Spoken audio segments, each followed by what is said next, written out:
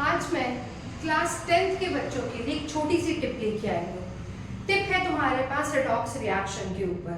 तुम्हारी क्लास में टीचर ने ये टॉपिक करवा दिया हुआ। रेडॉक्स रिएक्शन में ऑक्सीडेशन और रिडक्शन दोनों होते हैं और साइमल्टेनियसली चलते हैं। हमेशा एक चीज याद रखना। दूसरी चीज जो बेसिक टीचर ने बताया है, ऑक्सीडेशन और रिडक्शन का मतलब क्या है। ऑक्सीडेशन का मतलब होता है एडिशन ऑफ ऑक्सीजन या रिमूवल ऑफ हाइड्रोजन। ये बेसिक चीज तुम्हारे टीचर ने तुम्हारी क्लास में बताई होगी। अब याद रखने वाली क्या चीज है? याद रखने वाली ये चीज है कि जहां पर ऑक्सीडेशन होती है, जिसकी ऑक्सीडेशन होती है, वही तुम्हारे पास रिड्यूसिंग एजेंट होता है। जिसकी रिडक्शन होती है वही तुम्हारे पास ऑक्सीडाइजिंग एजेंट होता है। पहली टिप, जिसकी ऑक्सीडेशन होगी वही आंसर तुम रिड्यूसिंग एजेंट पर लिखोगे। जिसका आंसर तुम रिडक्शन पे लिखोगे वही आंसर तुम ऑक्सीडाइजिंग एजेंट पर लिखोगे। पहली टिप। दूसरी टिप ये कि आंसर हमेशा रिएक्टेंट वाला ही रहता है, प्रोडक्ट वाला आंसर कभी नहीं होता। कभी भी ये आंसर इन चारों में नहीं आएगा। आंसर हमेशा रिएक्टेंट से आएगा, राइट। अब अगर बात करें, सबसे पहले तुम सबसे पहले वाला उठाओ।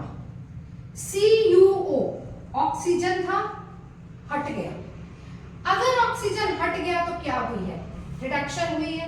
रिडक्शन किसकी होगी? CuO की। अब ऑटोमेटिकली मैं इसको चेक नहीं कर रही हूं, अगर रिडक्शन CuO की हुई है तो ऑक्सीडेशन डेफिनेटली हाइड्रोजन की ही हुई है। मैंने इसको चेक नहीं किया। एक और देखें, सल्फर के साथ पहले हाइड्रोजन था, अब हाइड्रोजन नहीं है, मतलब हाइड्रोजन हटा है तो इसकी ऑक्सीडेशन हुई है।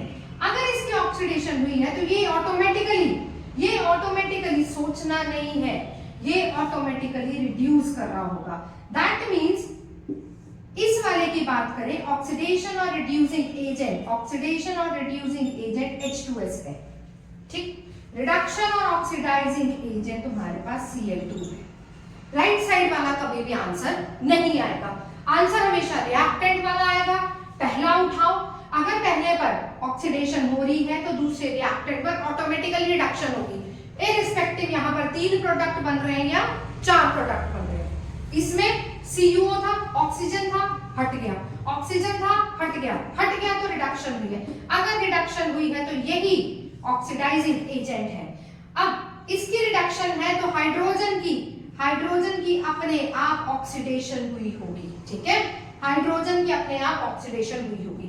ऑक्सीडेशन और reducing agent same answer, reduction and oxidizing agent same answer. Product वाला कभी भी आंसर नहीं होगा, आंसर हमेशा रिएक्टेंट वाला होगा, ठीक है। इतना पॉइंट क्लियर है। पहले को चेक करो, अगर पहले की अगर इसमें रिडक्शन हो रही है तो दूसरा ऑटोमेटिकली ऑक्सीडाइज कर रहा है।